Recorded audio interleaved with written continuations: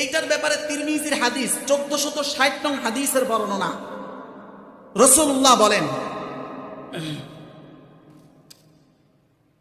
বলেন হাদ্দুস সাহিরি, হদ মানে হলো বিচার।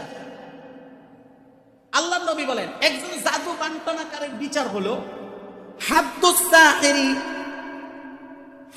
সাহিরি দরবাতুন বিসাইফ, তার বিচার আল্লাহর নবীর পক্ষ থেকে একটা, কয়টা?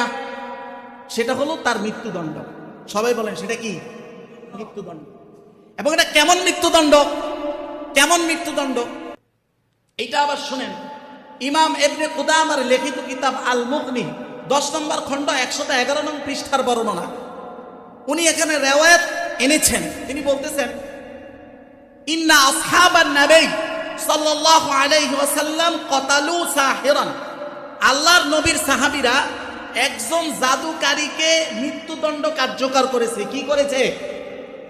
মৃত্যুদণ্ড কার্যকর করেছে।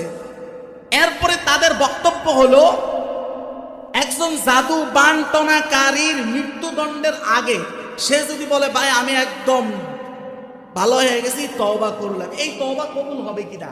এখানে বলা হচ্ছে ফায়ুক্তালু, তাকে মৃত্যুদণ্ডই দেওয়া হবে, ওয়ালা তুকবালু তাওবাতুহু, তার তওবাও এখানে কবুল হবে না। বলেন না নাউযুবিল্লাহ। তার মানে এটা সাধারণ বিষয় না, সিরিয়াস।